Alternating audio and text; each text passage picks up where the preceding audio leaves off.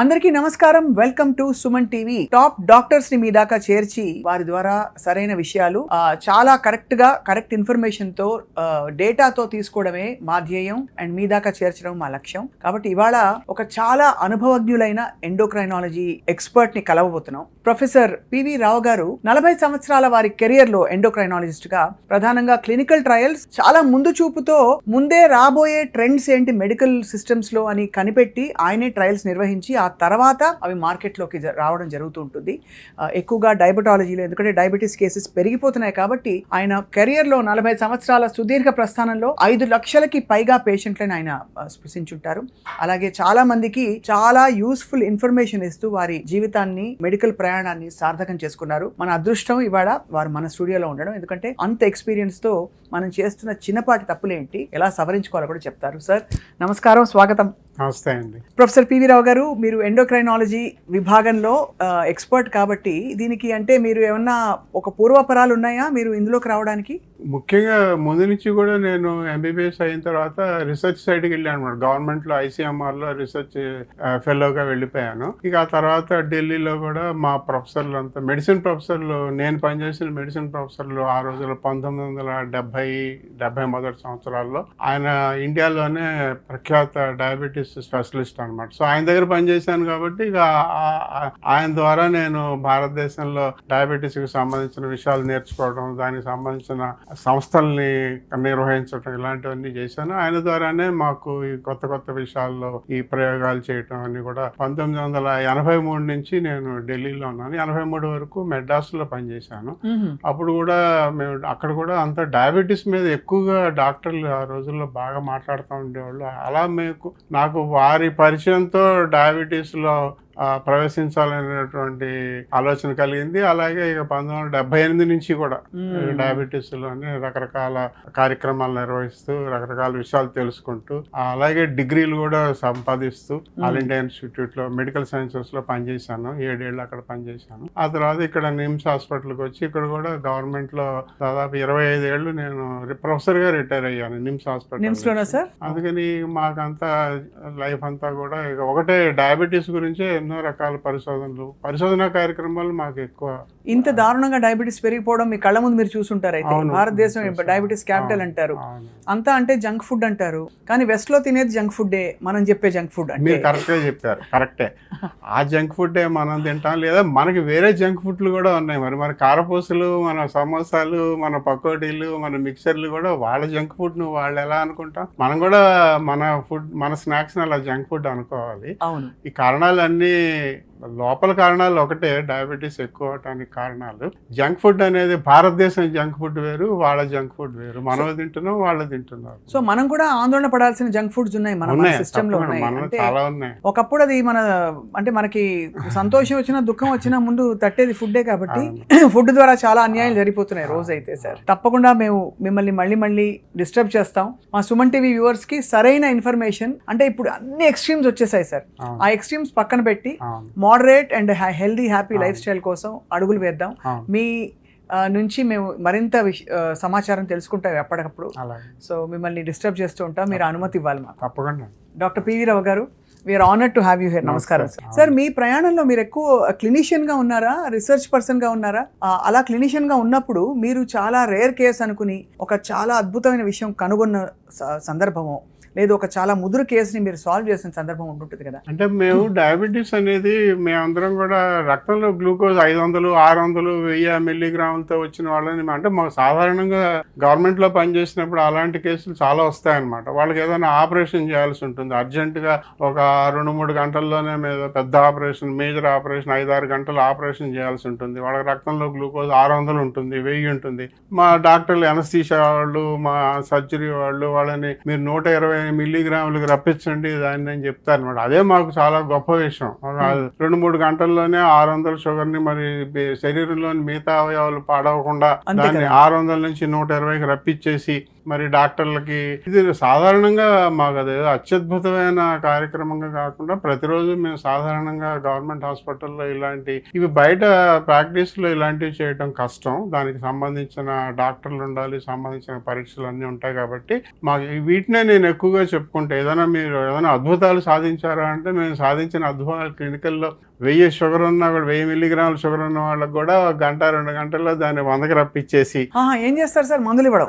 మందులు అంటే మన ఐవి మందులు ఇచ్చి చాలా కష్టం అనమాట. 1000-2000 షుగర్ ఉంటే అంటే మీరు చెప్పిన తల తిరుగుతుంది. ఏం సిమ్టమ్స్ వస్తారు సార్ వాళ్ళు? హఠాత్తుగా 1000 మిల్లీగ్రాములు వస్తే వాళ్ళకి కళ్ళు తిరగటం, లేదా నోరు ఎండిపోవటం, డీహైడ్రేషన్ అంటాం. శరీరంలోని రక్తంలోని నీరంతా కూడా తగ్గిపోయి డీహైడ్రేషన్ వచ్చి అవయవాల్లో ముఖ్యంగా ఊపిరితిత్తుల్లోను, గుండెలోను, మెదడులోను ఉన్నటువంటి కణాల్లో నీరు తగ్గిపోతే వాటికి సంబంధించిన సమస్యలు వస్తాయన్నమాట. కానీ అదే ఇప్పుడు మనం చాలా మందిని చూస్తూ ఉంటాం బయట సంవత్సరాల తరబడి షుగర్లు ఎక్కువ ఉంటుంటే 400-500 ఉంటూ అలా దానికి అలవాటు పడిపోతారు. అవును, అలవాటు పడిపోతే వాళ్ళకి మనం ఏదో రక్త పరీక్ష చేస్తే తప్ప వాళ్ళకి ఎటువంటి సమస్యలు బయటపడవు.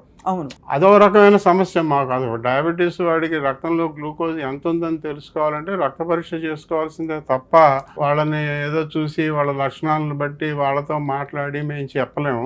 కాబట్టి రక్త పరీక్షల్లో తెలుసుకుంటా.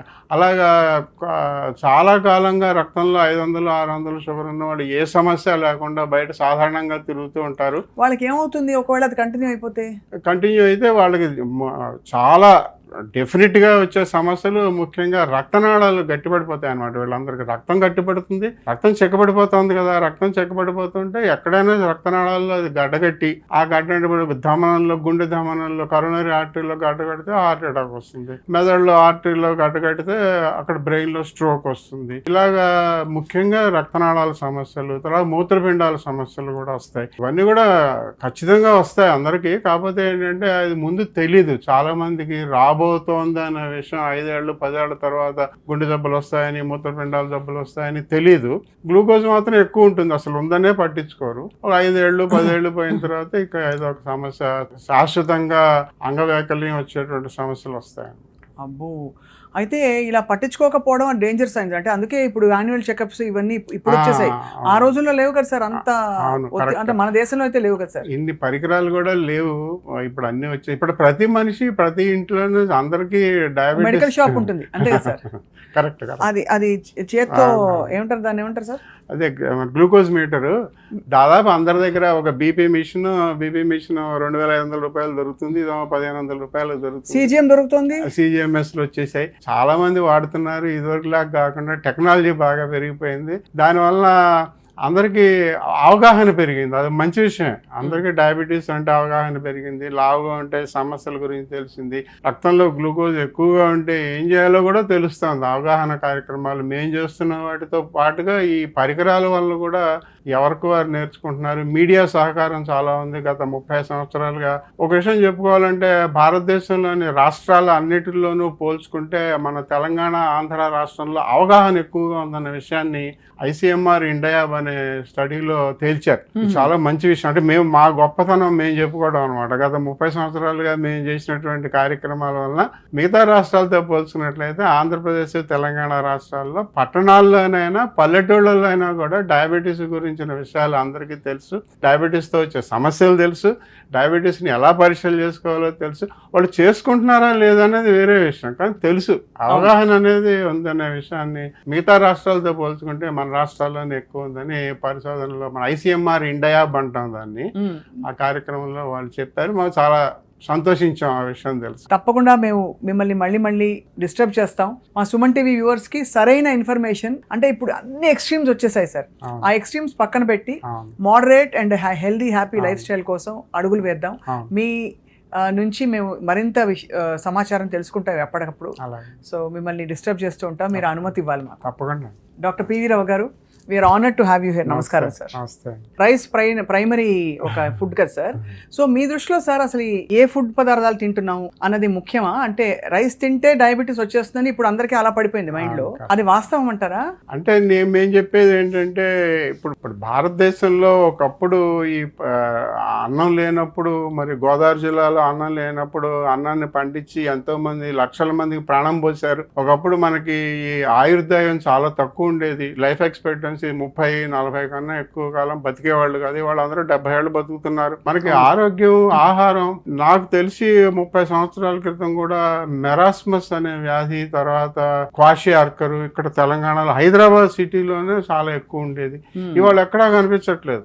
అంటే మనం ఆహారపరంగా, ఆరోగ్యపరంగా మనం ఎంతో సాధించాం కదా 30 సంవత్సరాలుగా. ఎనీమియా అనేది ఒకటి కనిపిస్తుంది, రక్తహీనత మొత్తం అందరికి ఉంది. కానీ ఈ కంటి ఇప్పుడు రేచీకటి అనేవాళ్ళం, ఇప్పుడు నిక్టలోపియా అని చెప్పేసి వైటమిన్ ఏ డెఫిషియన్సీ కంప్లీట్ గా పోయింది. ఇవన్నీ కూడా మనం మన ఆహార విషయాల్లో మార్పుల వలన ఆరోగ్యం పెంచుకుని మనం ఇవన్నీ కూడా సాధించగలిగాం గత 20 సంవత్సరాలు. ఇలాగే ఒకప్పుడు మరి 100 సంవత్సరాల క్రితం ఆహారం అంత లేని రోజుల్లో, మరి అన్నం లేని రోజుల్లో జొన్నలు, రాగులు, సజ్జలు లాంటివి తింటూ మనం కొన్ని సమస్యలకు కూడా లోనయ్యాం. కానీ వాళ్ళ తేలిగ్గా జీర్ణమయ్యేటువంటి అన్నం అనేది దొరకటం వలన వరి పండుతోంది. భారతదేశంలో వరి ఎక్కువగా పండే రాష్ట్రాలు ఆంధ్రప్రదేశ్, తెలంగాణ. వాళ్ళ భారతదేశం మొత్తానికి వరి ఎక్కువ పండేటువంటి రాష్ట్రం తెలంగాణ రాష్ట్రం. కాబట్టి దీన్ని తప్పుబట్టి దీని వలన దోషాలు ఉన్నాయి, హాని కలుగుతోంది అని అందరూ చెప్పుకోవటం అంత మంచి విషయం కాదు. కాకపోతే మీరు తినేటువంటి ఆహారంలో వరి ఎలాగా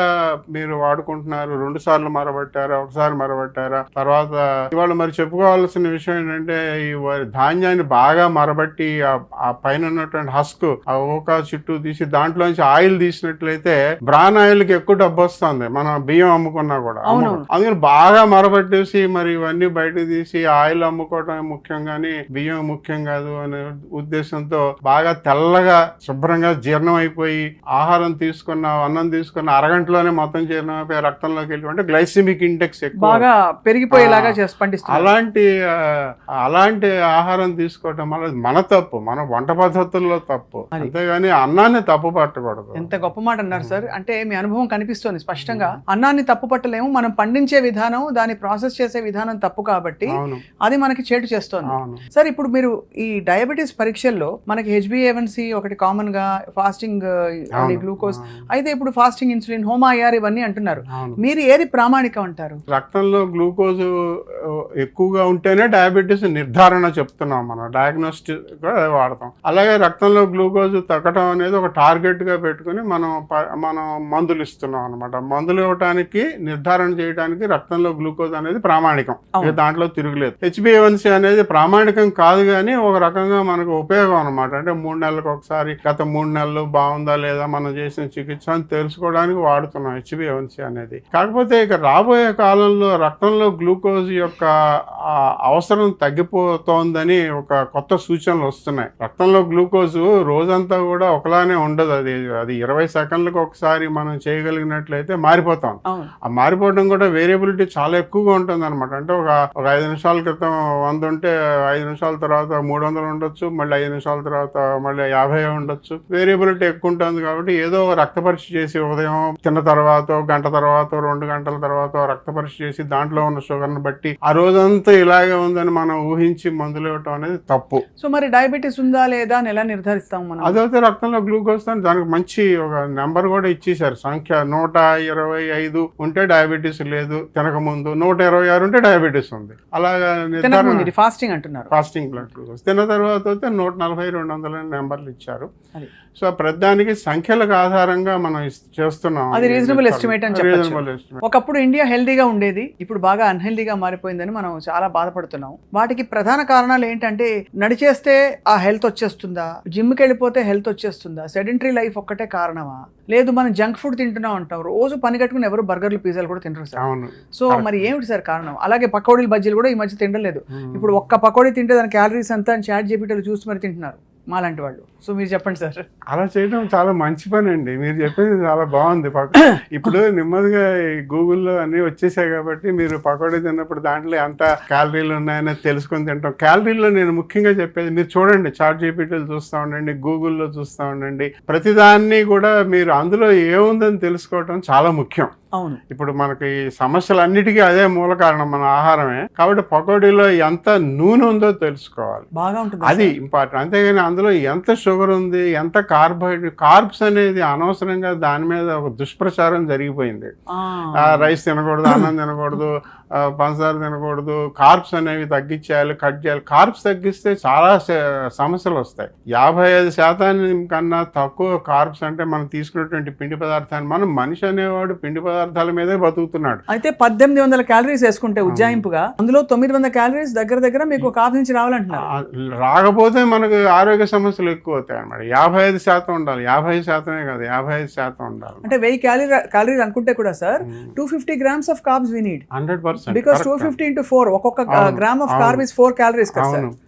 కాబట్టి 50% అయినా కూడా పిండి పదార్థం ఉంచుకోవాలి. మనకి వాళ్ళ భారతదేశంలో ఆహారంలో లోపాలు ఏం జరుగుతున్నాయంటే, ఒకటి ప్రోటీన్ తక్కువ ఉంది, ఆ మాంసకృతులు తక్కువ ఉండటం వలన మన అందరికీ చాలా సమస్యలు వస్తున్నాయి, అదొక విషయం. రెండో విషయం ఏంటంటే నూనె పదార్థాలు ఎక్కువ అవుతున్నాయి. మామూలుగా నూనె పదార్థాలు ఎక్కువ అవటం అంటే, మరో విషయం చెప్పుకోవాలంటే, మనం వాడేటువంటి వంట పద్ధతులు మనం దాన్ని బాగా మరిగించి, అంటే నూనెలో ముంచి, ప్రపంచంలోని అన్ని దేశాల్లోనే ఏదైనా ఆహారం తీసుకోవాలంటే దాని మీద వాళ్ళు వేడి చేసుకుని నూనె జల్లుతారు, కానీ దానిలో ముంచి దాన్ని వేడి చేయరు. రెండోది ఏంటంటే, నిన్న పండించిన పదార్థాన్ని, ఆహార పదార్థాన్ని మళ్ళీ రెండోసారి మూడోసారి వేడి చేయడం కూడా మనకు సామాన్యం అయిపోయింది. సో ఆ వేడి చేయడం వల్ల కూడా మనలో ట్రాన్స్ఫాట్స్ వస్తాయి, ప్లస్ క్యాన్సర్ కలిగించేటువంటి పదార్థాలు కూడా వస్తాయి. ఇటు పక్కన గుండె జబ్బులే కదా, అటు క్యాన్సర్ జబ్బులు కూడా వస్తాయి. కాబట్టి ఇలాగా రెండోసారి వేడి చేయడం అనేది తప్పు. తర్వాత నూనెలో ముంచి వేయించడం తప్పు. ఇవన్నీ కూడా మనం ఎక్కువగా వంట పద్ధతుల్లో, మన భారతదేశం వంట పద్ధతుల్లో ఇవన్నీ జరుగుతున్నాయి, కానీ వీటిని మరీ ఎక్కువగా వాడుతున్నాం అనమాట. ముఖ్యంగా ఏదైనా మనం పెళ్లిళ్ళకి కానీ ఫంక్షన్లకు కానీ వెళ్తే నిన్న తయారు చేసింది, అదే వాళ్ళ పొద్దున్న తయారు చేసింది వేడి చేసి మనకి ఇస్తున్నాం. మనం కూడా 2-3 రోజులకు ఒకసారి కూరలు చేసుకుని మైక్రోవేవ్ లో పెట్టుకుని తింటున్నాం, రోజు అదే వేడి చేసుకుని. సో ఇవన్నీ కూడా సమస్యలు ఉన్నాయన్నమాట. అంతేగాని ఆహార పదార్థాన్ని తప్పు పట్టకూడదు. అంటే ఏదో బియ్యం తప్పు, లేకపోతే పొటాటో, బంగాళదుంప తప్పు అలా అనకూడదు. దాన్ని వండే పదార్థాల్లో, వండే పద్ధతుల్లో తప్పులు అనమాట. సో ప్రధానమైన కల్ప్రిట్స్ నాకు అర్థమైంది, సూపర్ రిఫైనింగ్ రైస్ అండ్ పిండి పదార్థాలు ఒకటి చెప్పారు, రెండు నూనె పదార్థాలు మనం గ్రహించట్లేదు, కార్బ్స్ ని తప్పు పడుతున్నాం, కానీ యాక్చువల్లీ కల్ప్రిట్ ఇది. ఎందుకంటే మళ్ళీ కూరలు వేడి చేస్తే అది బ్యాడ్ ఫ్యాట్ గా మారుతుంది. రెండోది ఆ ఫ్యాట్ కంటెంట్ కూడా బాగా ఎక్కువ అవుతుంది అది. సో చాలా ఇది అంటే ఇది గ్రహించకుండా చేస్తున్న తప్పులు సార్. ఎందుకంటే 2 కదా బజ్జీలు, ఒక 2 బజ్జీలు తింటే ఒక చక్కగా అంత నూనె వచ్చేస్తుంది మన బాడీలోకి, అంతే కదా సార్? అవును, 3వ వంతు నూనె ఉంటుంది. మీరు పకోడీ కానీ బజ్జీ కానీ కారం పోసేదే చేతికి తగలదు, ఏది తగలకుండా నూనె వెళ్ళిపోతుంది లోపలికి. కాబట్టి ఏదైనా మీరు ఒక ఆహార పదార్థం, మన భారతదేశ వంటకాలు ఏం తీసుకున్నా కూడా, మిఠాయిలు కూడా ఏం తీసుకున్నా కూడా దాంట్లో 3వ వంతు నూనె పదార్థం ఉంటుంది అన్నమాట. ఇప్పుడు అయితే మనకి గతంలో హెల్దీగా ఉన్న ఇండియా అన్హెల్దీగా మారడానికి ఇదే కారణం. అంటే దానికి తగ్గట్టు మనం నడవట్లేదు, ప్రభుత్వ పరంగా ఆలోచించినట్లయితే మనకున్న సమస్యల్ని మనం చాలా తగ్గించుకున్నామండి. ఇప్పుడు భారతదేశం ఒకప్పుడు అనారోగ్యాలు ఎక్కువగా ఉండేటువంటి రోజుల నుంచి వాళ్ళ ఆరోగ్యం ఉన్న వేరే, కానీ కమ్యూనికబుల్ డిసీజెస్ తగ్గాయి, కానీ లైఫ్ స్టైల్ డిసీజ్ కొంచెం పెరిగినట్టే కదా సార్? కరెక్ట్. ఇన్ఫెక్షన్స్ డిసీజెస్ అన్ని తగ్గిపోయినాయి, బాగా తగ్గాయి. అవును. కాకపోతే ఇప్పుడు ఈ నాన్ కమ్యూనికబుల్ డిసీజెస్ అంటే మరి ఈ గుండె జబ్బులు అవుతానేమి, క్యాన్సర్లు అవుతానేమి, ఊబకాయం, డయాబెటీస్, ఇవి పెరిగాయి అనమాట. అలాగా మొత్తం అంతా అనారోగ్యంలో వెళ్ళామని అనుకోకూడదు. మనకి ఇంకా అవకాశం ఉంది. మనకి ఇప్పుడిప్పుడే మిగతా దేశాలతో పోల్చుకుంటే ఇప్పుడిప్పుడే మనం ఈ జబ్బులకు లోనవుతున్నాం. భారతదేశాన్ని డయాబెటీస్ క్యాపిటల్ అని చెప్తారు, కానీ సంఖ్యాపరంగా చూసుకుంటేనే క్యాపిటల్, కానీ మన శాతం చూసుకున్నట్లయితే మన భారతదేశంలో డయాబెటీస్ అమెరికా, చైనాలో ఉన్నట్టు లేదు. మనకు 10%, 25 ఏళ్ళు దాటిన వాళ్ళలో 10% అనమాట. అందుకని మనమేమి అంత మొత్తం పాడైపోయి ఏం లేవు అనారోగ్యంగా. కాబట్టి మనం కూడా ఇప్పుడు తెలుసుకోవడానికి అవకాశం ఉంది, మార్చుకోవడానికి అవకాశం ఉంది, అవగాహనకు అవకాశం ఉంది. ఉందండి. ఆ విషయం తెలుసుకోవాలి. అంటే మనం ఏమి మొత్తం అంతా పాడైపోయాం, మనం తీసుకునేటువంటి ఆహారం అలా అయిన మిగతా దేశాలతో పోల్చుకుంటే మనమే బెటర్ గా ఉన్నాం. మనమే, అదే కరెక్ట్ సార్, మీరు వాస్తవంగా చెప్పారు. ఇంకా మన కూరగాయలు వాటన్నిటికీ కాస్త గుర్తింపు, గౌరవం ఉంది. వేరే దేశాల్లో హార్డ్ మీట్స్ తినే దేశాలు ఉంటాయి, రెడ్ మీట్ ఎక్కువ తినే దేశాలు కూడా ఉన్నాయి సార్ మన దగ్గర. 20 సంవత్సరాల మోర్టాలిటీ డేటా అమెరికా వాళ్ళ డేటా తీసుకున్నట్లయితే భారతదేశం కన్నా ఎక్కువ మరణాల సంఖ్య వాళ్ళ దగ్గర ఉంది, మన దగ్గర కాదు. వాళ్ళకన్నా మనం చాలా వెనకబడి ఉన్నాం, మన హాస్పిటల్స్ అయితేనేమి, వైద్య సదుపాయాలు అయితే. కానీ చివరికి మోర్టాలిటీ డేటా, మార్బిడిటీ డేటా తీసుకున్నట్లయితే 20 సంవత్సరాలు అమెరికాది ఇండియాది పోల్చుకున్నట్లయితే మనమేమి వాళ్ళతో పోల్చుకుని బాధపడాల్సిన అవసరం ఏం లేదు. మనకు ఆరోగ్యంగానే ఉన్నాం మనం. కాకపోతే రాబోయే కాలంలో మన ఒబేసిటీ పెరుగుతోంది, డయాబెటీస్ పెరుగుతోంది, గుండె జబ్బులు పెరుగుతాయి. ఆ సమస్యలు మనకు ఉన్నాయనే విషయం మనకు తెలుసు. అవగాహన నేర్చుకుని దానికి కావాల్సినటువంటి పద్ధతులు మార్చుకోవడానికి అవకాశం ఉంది, మనకు అవకాశం ఉంది. మీరు చెప్పినట్టు కూరగాయలు అయితేనే, పళ్ళు అయితేనే, మనం వాడినంత కూరగాయలు, పళ్ళు, ఆహార పదార్థాలు మిగతా దేశాల్లో లేవు. కాబట్టి మనం చాలా, మనకు అదృష్టవశాత్తు మనకు చాలా అవకాశం ఉంది మార్చుకోవటానికి. 100 ఏళ్ళు బతకడం ఎలా అని ఎవరైనా అడిగితే ఒక అమాయకమైన ప్రశ్న. 100 ఏళ్ళు అంటే సుదీర్ఘకాలం. మీరు ఏం చెప్తారు సార్ దానికి? ఒక విరుగుడికి అంటే ఈ 3-4 సూత్రాలు పాటిస్తే, ఉదాహరణకి నన్ను అడిగితే సార్, మా ఇంట్లో మా తాతగారు ఆయన శాకాహారిగా బతికారు. ఒక పూట భోజనం, ఒక పూట టిఫిన్, మధ్యలో ఏం ఉండదు. ఇలా కొన్ని నియమాలు పెట్టుకున్నారు. ఆయన టీ, కాఫీ ఇంకా అసలు అక్కడి నుంచి డైవర్ట్ అవ్వరు, ఎంత టెంప్ట్ చేసినా కూడా. ఆయన డిసిప్లిన్ అది. సో మీరేమంటారు, ఏమిటి సార్ మనకి మూలం? అంటే మనిషి చనిపోవడానికి, కణాలన్నీ కూడా చనిపోవడానికి ముఖ్యమైన కారణం ఏంటంటే వాపు ప్రక్రియ అంట, ఇన్ఫ్లమేషన్. అబ్బా, క్రానిక్ ఇన్ఫ్లమేషన్ అనమాట. మన శరీరం అనేది మనకి జన్యుపరంగానే మనకి కొన్ని సంవత్సరాల తర్వాత కణాలన్నీ కూడా వాపు, ఇన్ఫ్లమేషన్ వచ్చి, ఆ ఇన్ఫ్లమేషన్ తర్వాత వాటి యొక్క జరుగుతున్నటువంటి జీవక్రియలు తగ్గిపోయి, అవి ఎండిపోయి, అవి మరణించడం అనేది సహజం. కాకపోతే దీన్ని ఆలస్యం చేయడానికి, మరణాలని ఆలస్యం చేయడానికి ఏం చేస్తామంటే ఇన్ఫ్లమేషన్ తగ్గించుకోవాలి. ఇన్ఫ్లమేషన్ అంటే ఇప్పుడు మీరు చెప్పినట్టే క్రమశిక్షణ పాటించినట్లయితే వాపు ప్రక్రియను క్రమశిక్షణ అంటే ఒకటే సమయానికి నిద్ర లేవడం, ఒకటే సమయానికి పడుకోవడం, ఒకటే సమయంలో తినటం, తినే ఆహార పదార్థం కూడా ప్రతిరోజు ఒకలాగానే ఉండేటట్టు తినటం. ఇప్పుడు మీరు ఇందాక చెప్పినట్టు, తర్వాత ఎప్పుడు కూడా నిండుగా తినకుండా సగం సగం ఆహారం తీసుకోవటం, ఇవన్నీ చేసినట్లయితే క్రానిక్ ఇన్ఫ్లమేషన్ ని మనం తగ్గించుకోగలుగుతాం. అంటే శరీరంలో ఉన్నటువంటి ప్రతి అవయవంలో ఉన్నటువంటి ప్రతి కణాన్ని కూడా మనం ఎండిపోకుండా, అంటే ఇన్ఫ్లమేషన్ వల్ల వాపు ప్రక్రియ జరగకుండా ఆపాలంటే క్రానిక్. ఇప్పుడు అందుకని రాబోయే కాలంలో యాంటీ ఇన్ఫ్లమేటరీ డైట్స్ అని చెప్పి ప్రాచుర్యంలోకి వస్తున్నాయి.